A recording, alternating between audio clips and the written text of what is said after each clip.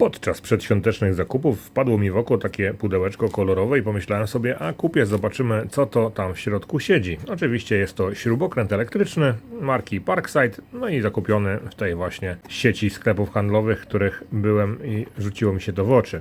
Przetniemy plombę i sprawdzimy, jak wygląda ten sprzęcik.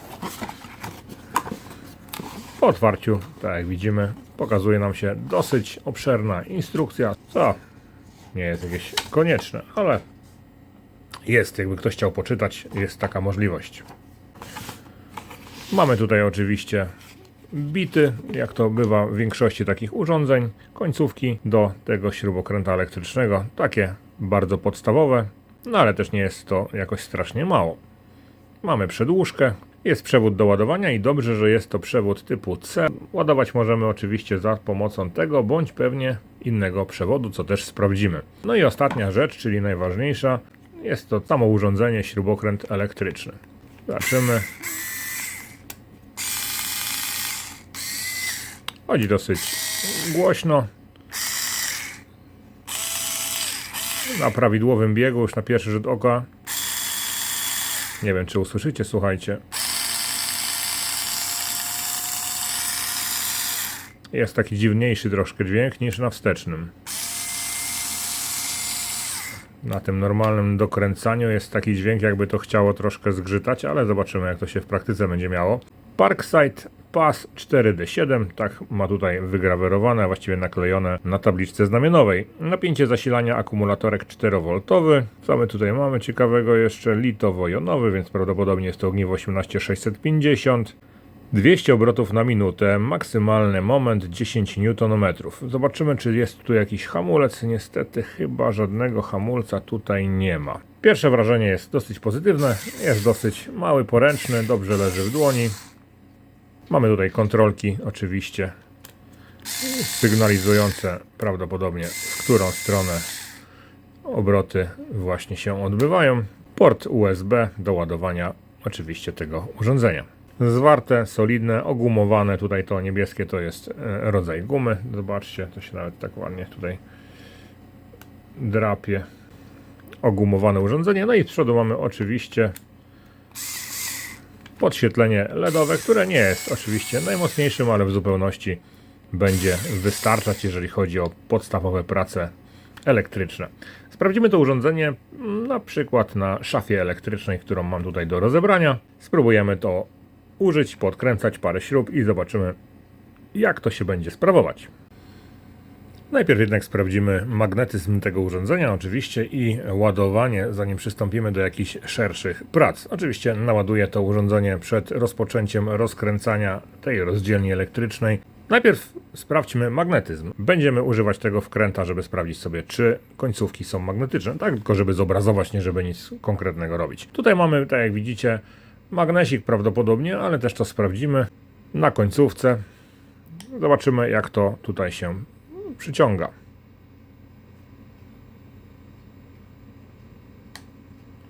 Było słychać tyknięcie i siedzi dosyć ciasno. Tak jak widzicie, delikatnie wciąga, także mamy tutaj prawdopodobnie magnes. Sprawdzimy to na podstawie tego wkręta.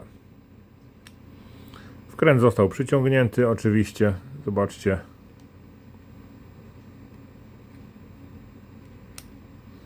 Mamy tutaj magnesik w środku, który jest na tyle mocny, żeby ta przedłużka bez problemu tutaj utrzymywała się w środku bez wypadania. Oczywiście przy jakimś mocniejszym użyciu ona może niestety nie trzymać się, więc przydałoby się tutaj takie mocowanie na stałe.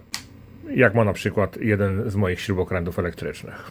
Tutaj nie ma tego mocowania, ale jest za to magnesik. Sprawdzimy teraz samą końcówkę, czy ona jest magnetyczna, czy ona przyciągnie, coś tam przyciąga. Ale też jest to bardzo słaby magnetyzm niestety. Oczywiście to nie jest po to, żeby trzymać śrubę bezpośrednio, ale po to, żeby trzymać końcówkę. No i weźmiemy pH2. Spróbujemy użyć tej końcówki. Końcóweczkę pH2 wyciągamy. Sprawdźmy, czy ona jest sama w sobie magnetyczna. Nie jest. Tak jak widać, nie przyciąga wkręta. Włożymy teraz tutaj ją w gniazdo i sprawdzimy, czy ona w jakikolwiek sposób oddziaływuje na ten wkręt. No niestety nie ma przewodności magnetyzmu, jest on tak słaby, że niestety nie działa to w ten sposób, który powinien. Nawet jeżeli go włożymy tutaj, to nadal nie mamy czegoś takiego jak przyciąganie magnetyczne do śrubki, co ułatwiłoby oczywiście wkręcanie. Dla porównania zaraz wam pokażę inną końcówkę, która działa prawidłowo. I teraz jeżeli wyjmiemy sobie tą końcówkę pH2 i zamontujemy tutaj w magnesie, to reakcja jest natychmiastowa taka jak powinna być, czyli mamy tutaj już dosyć nawet mocne przyciąganie, widzieliście, to nie było jeszcze w gniazdo dopasowane, a już się trzymało. Jak dopasujemy tego wkręta, to już nie ma problemu, trzyma się bardzo dobrze i można spokojnie używać tego, żeby na przykład przykręcać to w pionie. W miejscach, gdzie nie możemy sobie przytrzymać, możemy bez problemu użyć oczywiście tej końcówki magnetycznej. Mówiąc o gnieździe na samym początku tutaj tej końcówki, miałem na myśli oczywiście gniazdo tego typu, tak jak tutaj w tym śrubokręcie elektrycznym, który posiadam starym.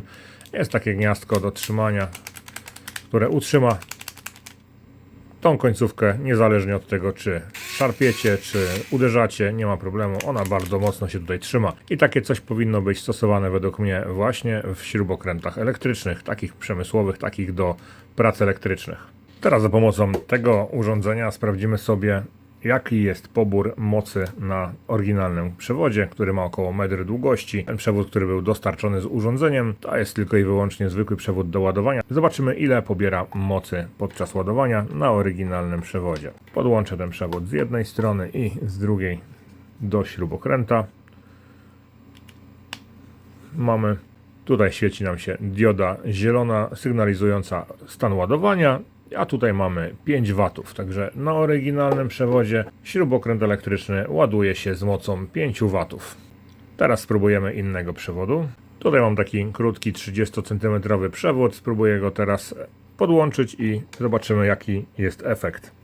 No i po podłączeniu nieoryginalnego przewodu, który też sygnalizuje nam ładowanie, tutaj ładujemy z mocą 6 W. 4, 6, 5, zobaczymy. Bardzo podobnie. Nic więcej raczej tutaj nie uzyskamy. Oj, mamy 7. Dziwią mnie te oscylacje, dlatego spróbuję jeszcze jeden rodzaj przewodu wykorzystać tutaj, żeby sprawdzić, jak to się będzie ładować. Teraz wykorzystam przewód, który ma z dwóch stron gniazdo typu C i podłączę go w tym miejscu. Zobaczymy, czy będzie jakaś różnica w ładowaniu. Oczywiście tutaj podłączę tą końcówkę z drugiej strony. Znowu nam sygnalizuje, że się ładuje. No i ładuje się tak samo oscylacyjnie, delikatnie w granicach od 4 do głównie 6, ale czasami 7 W. Sprawdzimy, czy na przewodzie można odpalić to urządzenie. Oczywiście podłączymy to pod oryginalny przewód z powrotem. Gdy przewód jest podłączony do urządzenia podczas ładowania, tak jak ma to miejsce w tym przypadku, mamy tutaj pobór mocy 4-5 W. Sprawdźmy, czy podczas ładowania możemy odpalić i w razie czego dokręcić coś jeszcze. Zobaczcie, to jest dosyć ciekawa opcja, ponieważ nie wszystkie wkrętaki i śrubokręty elektryczne mają nie wszystkie mają taką możliwość. To urządzenie podczas ładowania może pracować nadal. Mamy teraz 6 W pobór mocy. Spadło do 5. Spróbujemy w drugą stronę. Też moc troszkę rośnie. Pobór oczywiście, bo jest ładowany na bieżąco ogniwo. Ale oczywiście możemy pracować z powerbankiem tak naprawdę. A żeby to sprawdzić, mam tutaj taki powerbank. Zwykły, mały, kieszonkowe urządzenie. Zaraz tutaj podłączę to. Sprawdzimy. Diody się zaświeciły. Tutaj mamy nadal stan ładowania. I jedziemy. Także można powiedzieć, że mamy prawie że nieograniczone możliwości przykręcania dzięki temu, że pracować to urządzenie może podłączone pod ładowanie. Podłączyłem urządzenie do ładowania, oczywiście rozdzielnie już czeka na rozmontowanie. No a tutaj będziemy czekać, aż się naładuje śrubokręt i zobaczymy, jak to będzie wyglądać. Urządzenie jest już w pełni naładowane, przestało wszystko migać. Teraz dopiero jak nacisnę, tak jak widzicie, i skoro tak, możemy zabierać się za próbę rozkręcenia kilku śrub. Na początek zajmiemy się tymi bezpiecznikami i rozłączymy wszystkie 3 tutaj na dole, 3 u góry oraz sprawdzimy, czy tutaj dochodzi dosyć dobrze. Zastosuję oczywiście oryginalną końcówkę PH2 wraz z tą przedłużką.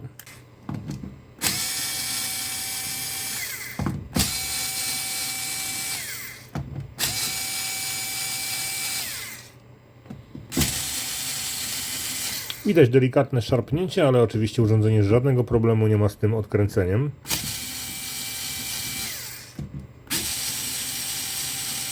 Bez problemu, tak jak widzicie, można wyjąć przewody.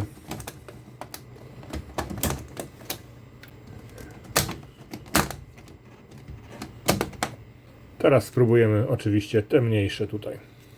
Przewody dosyć ciasno siedzą.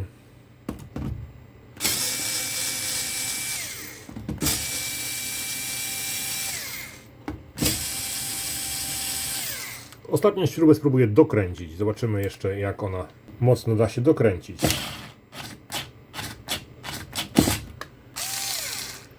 Mamy efekt pociągnięcia ręki. Widać, że to urządzenie nie jest całkiem słabiutkie i ma dosyć sporo siły przy odkręcaniu takich właśnie śrubek.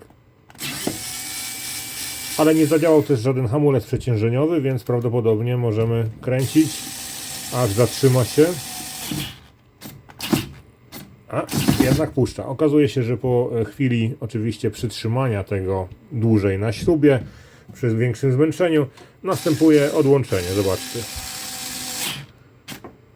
Się puściło i zaświeciły się od nowa wszystkie 3. A teraz przytrzymam jeszcze dłużej. I miga na czerwono, czyli oznacza to pewnie przeciążenie. Puszczamy i chodzi dalej.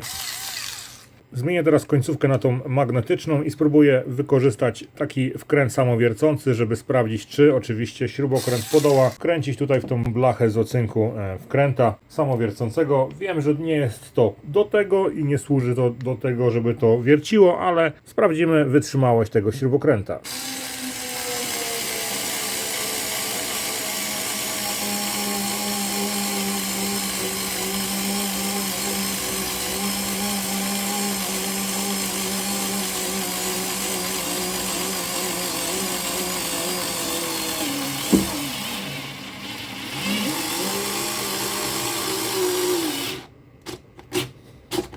Tak jak widzieliście, nie bez problemu, ale dałem sobie radę z dokręceniem tej śruby prosto właśnie do tej blachy z ocynku.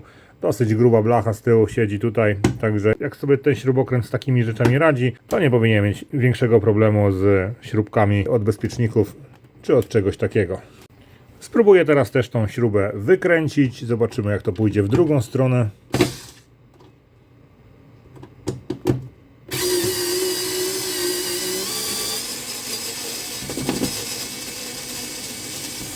W drugą stronę oczywiście jak najbardziej idzie bezproblemowo, więc można uznać, że to jest dosyć mocny śrubokręt elektryczny. Na razie póki co jest całkiem nieźle. Zobaczymy na dłuższą metę w trakcie używania go w pracy, jak będzie się spisywał. Na razie to, co mogę powiedzieć, tak jak widzieliście, nie jest to najgorszy śrubokręt, ale kosztuje dosyć mało, bo dałem za niego 50 zł w tej sieci sklepów handlowych, którą widzieliście. Czy warto? To już zależy od Was. Jeżeli potrzebujecie tani, w miarę dobry i mocny wkrętak elektryczny, śrubokręt elektryczny, to myślę, że warto. Jeżeli nie potrzebujecie takich urządzeń i radzicie sobie bez problemu, bądź chcecie zainwestować w coś lepszego, coś co ma hamulec z przodu, sprzęgiełko, cokolwiek, no to warto zainwestować.